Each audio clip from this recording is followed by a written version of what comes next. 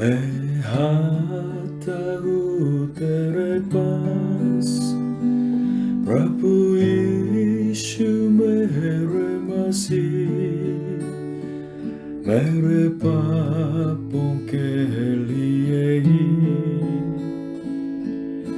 उधार दे मसीह।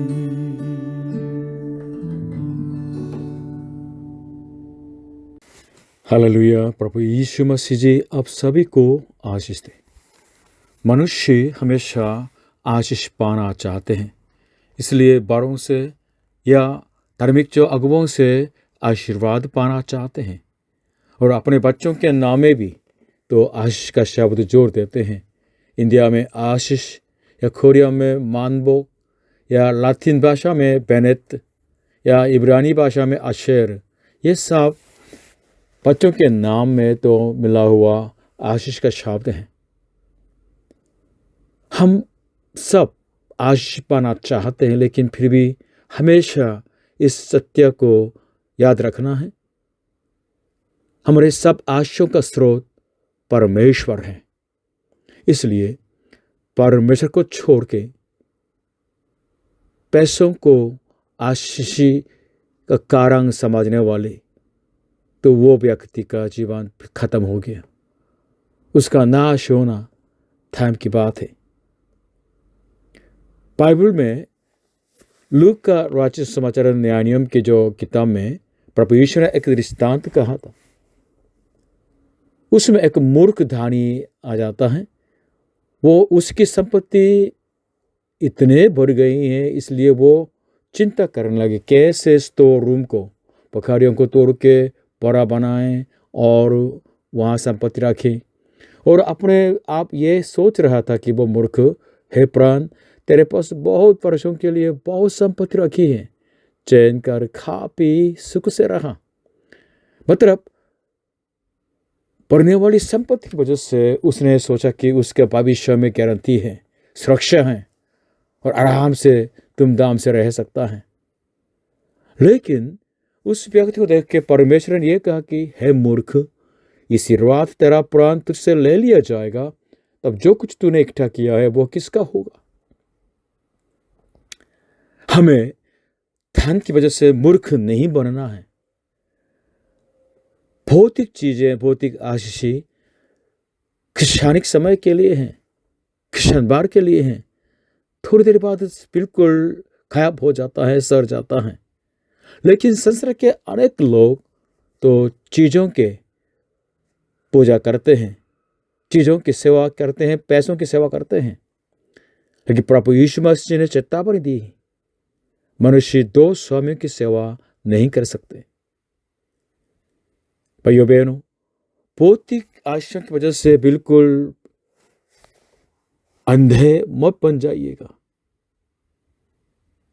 और बड़ी और सदा के लिए रहने वाली आशीषों की लालसा करनी है, जो आत्मिक आशीषें हैं, जो परमेश्वर ही दे सकते हैं।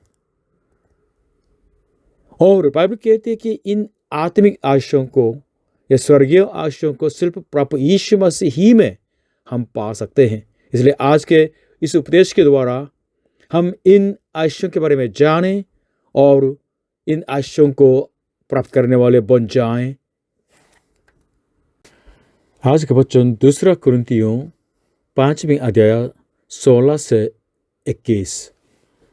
अब से हम किसी को शरीर के अनुसार न समझेंगे, और यदि हमने मसीहा को भी शरीर के अनुसार जाना था, तो भी अब से उसको ऐसा नहीं जानेंगे। यदि कोई मसीह में है तो वह नई सृष्टि है, पुरानी बातें बीत गई हैं, देखो वह सब नई हो गई।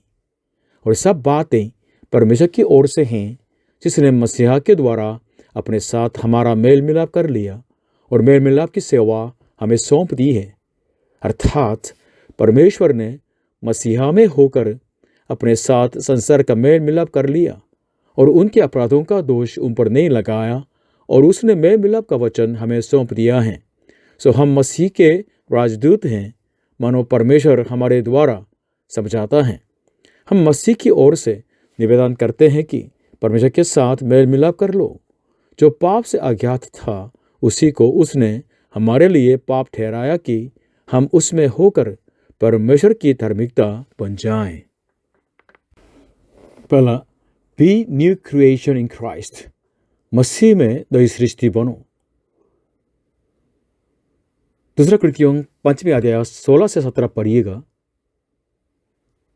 संसार शरीर के अनुसार लोगों को पहचानते हैं, इसलिए प्रभु यीशु को भी संसार के 4 संतों में से एक के रूप में जाना और सिर्फ प्रेमी अच्छे गुरु के रूप में मान लिया, लेकिन अंत में निर्दयता की जो मौत पाने वाले के व्यक्ति के रूप में ही जान लिया था।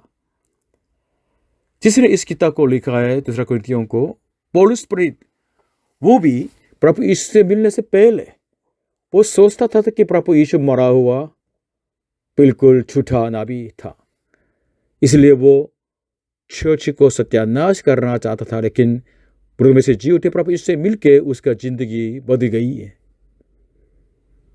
17 में कहते हैं कि जो कोई मसीह में है वह नई सृष्टि है।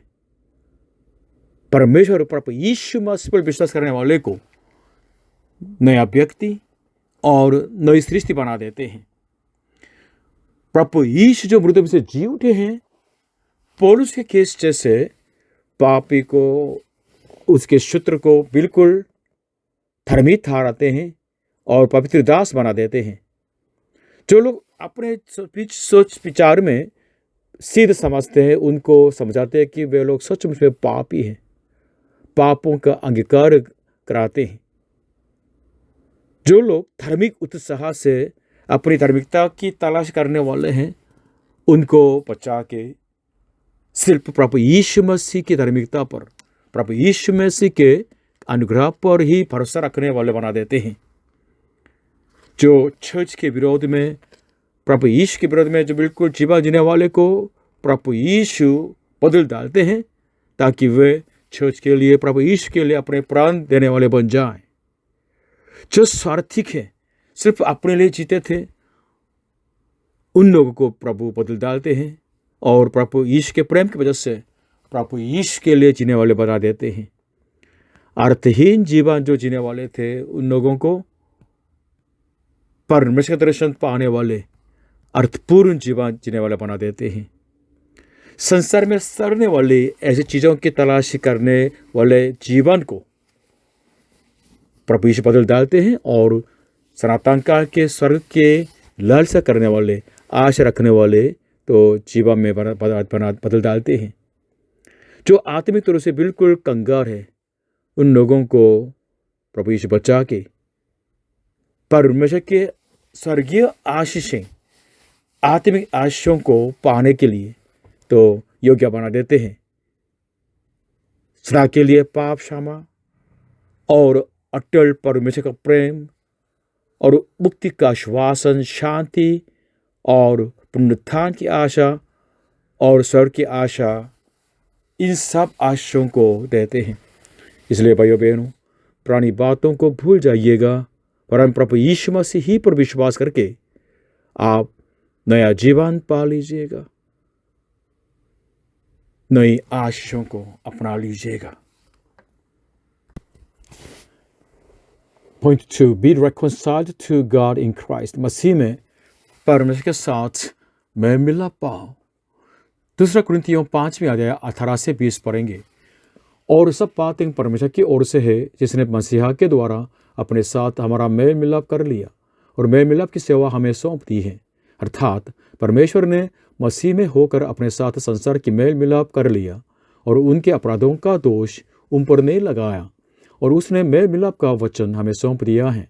सो हम मसीह के राजदूत हैं, मानो परमेश्वर हमारे द्वारा समझाता है। हम मसीह की ओर से निवेदन करते हैं कि परमेश्वर के साथ मेल मिलाप कर लो।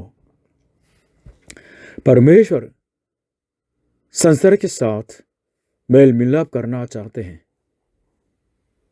इसी वचन के पीछे का आधार यह है कि परमेश्वर संसार के विरोध, मनुष्य जाति के विरोध, आपके विरोध बहुत बहुत क्रोधित हैं। क्यों परमेश्वर क्रोधित है? क्योंकि आपके मेरे पापों की वजह से। परमेश्वर कैसे अपने साथ संसार का आपका मेल मिलाप करना चाहते हैं, उनका तरीका क्या है मेल मिलाप करने का। 18 में भी यह दिखाई देता है और 19 में भी दिखाई देते हैं। मसीह के द्वारा 18 में और 19 में मसीह में होकर यह कुंजी है। मतलब प्रभु यीशु मसीह के द्वारा, प्रभु यीशु मसीह को मानव जाति के लिए पाप के प्रायश्चित बना के उनके निर्दोष लहू बहाने के द्वारा, उनके निर्दोष के लहू के द्वारा परमेश्वर मेल मिलाप करना चाहते हैं। इसलिए परमेश्वर के साथ मेल मिलाप सिर्फ मसीही में ही पाया जाता है। सिर्फ मसीह में पाई जाने वाली परमेश्वर की आशीषें हैं। इसे पूछना है, क्या आप परमेश्वर के साथ मेल मिलाप पाए हैं? क्या आपका मेल मिलाप हो गया परमेश्वर के साथ? अगर आपका मेल मिलाप हो गया, इससे मतलब आप मसीह में है, तो आप परमेश्वर के अनंतकाल के प्रेम की वस्तु बन गए हैं। अगर आपका मेल मिलाप नहीं हो गया, मतलब आप अभी भी प्रभु यीशु मसीह के बाहर है, प्रभु यीशु मसीह को ग्रहण नहीं किया है, तो आप परमेश्वर के अनंतकाल के लिए दंड की वस्तु हैं। इसे 20 में यह दिखाई दिया कि प्रभु यीशु मसीह पर विश्वास करके शीघ्रता से परमेश्वर के साथ मेल मिलाप कर लें। यही है मानव जाति के लिए, आपके लिए शीघ्रता से आवश्यक बातें यही है। परमेश्वर के साथ मेल मिलाप पाना। Peace with God. इंडिया हजारों सालों से शांति की तलाश करके आ रहे हैं। अभी यहां देखिएगा, इस वचन को देखिएगा, पढ़िएगा, किस में हम उस शांति को पा सकते हैं? केवल प्रभु यीशु मसीह ही में वो शांति पाई जाती है, क्योंकि परमेश्वर ने प्रभु यीशु मसीह ही को मानव जाति के शांति का मार्ग बना दिया है। इसलिए बाइबल बताती है प्रभु यीशु मसीह ही परमेश्वर से मेल मिलाप कराने वाले हैं हमको, और हमें शांति देने वाले हैं। अभी से करीब 2740 साल पहले यशायाह नबी के द्वारा आने वाले प्रभु यीशु मसीह के बारे में भविष्यवाणी की गई थी। उसमें से एक जो भाग है यशायाह का 9:6 में इस तरह लिखा है प्रभु यीशु के मसीह के बारे में, क्योंकि हमारे लिए एक बालक उत्पन्न हुआ, हमें एक पुत्र दिया गया है, और प्रभुता उसके कंधे पर होगी, और उसका नाम अद्भुत युक्ति करने वाला, पराक्रमी परमेश्वर, अनंतकाल का पिता और शांति का राजकुमार रखा जाएगा। इस 4 टाइटल को देखिएगा। एक बालक पैदा होने वाले, लेकिन उसका टाइटल इतना बड़ा है, अद्भुत युक्ति करने वाला, पराक्रमी परमेश्वर, अनंतकाल का पिता, और अंत में उसका नाम क्या क्या रखा जाएगा? शांति का राजकुमार रखा जाएगा। He will be called Prince of Peace। प्रभु यीशु मसीह शांति का राजकुमार है, शांति देने आए हैं। हालेलुया। प्रभु यीशु मसीह ही में वो शांति है जो परमेश्वर देना चाहते हैं। और जब प्रभु यीशु मसीह पैदा हो गया उसी रात, तो परमेश्वर ने एक सरदूत के द्वारा इस तरह तो कहा है उनके भक्तों को। लूका का 2 अध्याय 10 से 14, यह क्रिसमस का संदेश भी है। तब स्वर्गदूत ने उनसे कहा, मत डरो, क्योंकि देखो मैं तुम्हें बड़े आनंद का सुसमाचार सुनाता हूं, जो सब लोगों के लिए होगा, कि आज दाऊद के नगर में तुम्हारे लिए एक उद्धारकर्ता जन्मा है, और यही मसीहा प्रभु है। और इसका तुम्हारे लिए यह पता है कि तुम एक बालक को कपड़े में लिपटा हुआ और चरनी में पड़ा पाओगे। तब एकाएक उस स्वर्गदूत के साथ स्वर्गदूतों का दल परमेश्वर की स्तुति करते हुए और यह कहते दिखाई दिया कि आकाश में परमेश्वर की महिमा, और पृथ्वी पर उन मनुष्यों में जिनसे वह प्रसन्न है शांति हो। हालेलुया। सबसे आखिरी लाइन में क्या है 14 में कि आकाश में परमेश्वर की महिमा और पृथ्वी पर उन मनुष्यों में शांति हो। किन मनुष्यों में? जिनसे वह प्रसन्न है। मैंने ये कहा था, जो प्रभु यीशु मसीह में है परमेश्वर के प्रेम की वास्तु है, लेकिन जो प्रभु यीशु मसीह के बाहर है परमेश्वर के दंड की वास्तु है। प्रभु यीशु मसीह पर विश्वास कीजिएगा और परमेश्वर आपसे, ताकि आप परमेश्वर आपसे प्रसन्न हो सके और प्रभु यीशु मसीह में जो मिलने वाली शांति आपकी बन जा सके। ये मेरी बेनती है। Point 3. Be God's righteousness in Christ. मसीह में परमेश्वर की धार्मिकता बन जाए। 2 कुरिन्थियों 5वें अध्याय 21 पद, जो पाप से अज्ञात था उसी को उसने हमारे लिए पाप ठहराया कि हम उसमें होकर परमेश्वर की धार्मिकता बन जाएं। परमेश्वर ने पाप से अज्ञात धर्मी मसीहा को, यीशु मसीह को हमारे लिए पाप ठहराया और हम पापियों को प्रभु यीशु मसीह में परमेश्वर की धार्मिकता ठहराया। ये सचमुच में अवर्णनीय परमेश्वर के अनुग्रह हैं, उनकी आशीषें, उनका प्रेम है। परमेश्वर ने अपने इकलौते पुत्र मसीहा को पापी जैसे क्रूस पर चढ़वा दिया है और जो पापों का दंड, जो पापों का श्राप हमारे ऊपर जो मिलना था, प्रभु यीशु मसीह पर सब उंडेल दिया है। इसलिए निर्दोष प्रभु यीशु मसीह आपके लिए, मेरे लिए जो पापी है, मर गया है। आपके मेरे जिंदगी के सारे पापों के बोझ को एक भी नहीं छोड़ के सब प्रभु यीशु मसीह ने अपने ऊपर उठा लिया है। इस अनुग्रह को, इसी परमेश्वर के अवर्णनीय प्रेम को आप जान जाइएगा, ग्रहण कीजिएगा। अगर पापी मनुष्य प्रभु ईश्वर विश्वास करते हैं तो परमेश्वर उसी को धर्मी ठहराते हैं। ये उनका वादा है आज के वचन का। और पाप की वजह से परमेश्वर के शत्रु बन गए हमको भी, अगर हम प्रभु यीशु मसीह पर विश्वास करते हैं तो शांति देते हैं। हम जैसे पापी लोग अगर हम प्रभु यीशु पर विश्वास करते हैं तो हमको परमेश्वर नई सृष्टि बना देते हैं। यही है क्रिसमस का सही अर्थ।